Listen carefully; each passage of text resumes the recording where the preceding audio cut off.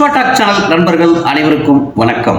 இன்று ஒரு திருக்குறள். இன்றைய குறள் செய் நன்றி அறிதல் அறியாதத்தில் 9வது குறள், அதாவது 109வது குறள் என்னவென்றால், கொன்றன்ன இன்னா செய்யினும் அவர் செய்த ஒன்று நன்று உள்ளக்கிடும் அப்படின்னு வள்ளுவர் கூறுகின்றார். நண்பர்களே, குறள் இன்னொரு முறை நண்பர்களே, கொன்றன்ன இன்னா செய்யினும் அவர் செய்த ஒன்று நன்று உள்ளக்கிடும்.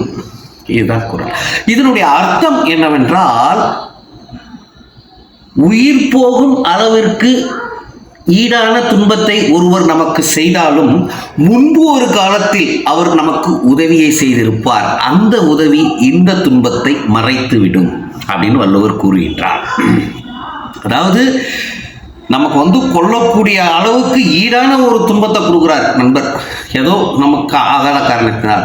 அப்படி இருக்கின்ற பொழுது முன்ன எப்பயோ நம்ம கூட அவர் நமக்கு ஒரு நல்லதை செஞ்சிருப்பார் இல்லையா, அந்த நல்லது இன்று அவர் செய்யக்கூடிய தீமையை மறைத்து விடும் அப்படின்னு கூறுகின்றார். நண்பர்களே, சரி, இது எப்படி அப்படின்னா, இப்போ 2 பேர் உற்ற நண்பர்களாக இருப்பாங்க. ஏதோ ஒரு சின்ன பிரச்சனை, அவங்களுக்குள்ள ஒரு ஈகோ பிரச்சனை வருதுன்னு நினச்சிங்களேன்.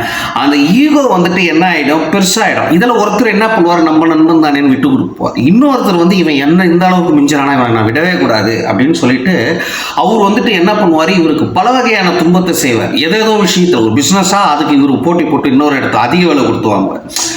ஒரு காய்கறி ஏதோ ஒரு பிஸ்னஸ் ஏதோ ஒன்று, அதாவது நான் என்ன பண்ணுறேன், உன்னை விட நான் டாப்பில் போகிறேன், நீ எப்படி வாங்குறேன்னு பார்க்குறேன், உனக்கு விட்டே கொடுக்க மாட்டேன் அப்படின்னு இவரை மேலும் துன்புறுத்தலாம் அப்படின்னு சொல்லிட்டு பார்ப்பார். பட் இவர் என்ன போவார், சரி நண்பன் தானே விட்டு கொடுக்கலாம் அப்படின்னு சொல்லிட்டு விட்டு போவார். இவ்வாறு எப்பொழுது நம்ம இதில் யாராவது ஒருவர் விட்டு கொடுத்து போகும் நிலையில் இருந்தால் மட்டுமே அந்த நட்பு திரும்பும் என்றாவது ஒரு நாளுக்கு தொடரும் வாய்ப்புண்டு.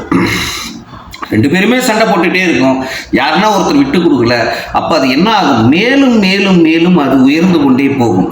எனவே என்றாவது ஒரு நாள் நண்பர்களாக இருந்தவர்கள் எப்பொழுதாவது ஏதாவது ஒரு செய்கையினால் அவர்களுடைய நட்பு முறிந்ததென்றால், இதில் யாராவது ஒருவர் விட்டு கொடுத்து போனால் அவரின் மனமும் மாறி மீண்டும் அவர்கள் எப்பொழுதும் பிறகு பழைய நிலையில் போலவே ஒன்று சேரும் வாய்ப்பு உண்டு என்று கூறி, நாளை மீண்டும் மற்றும் ஒரு திருக்குறள் நிகழ்ச்சியில் உங்களை சந்திக்கிறேன். நன்றி, வணக்கம் நண்பர்களே.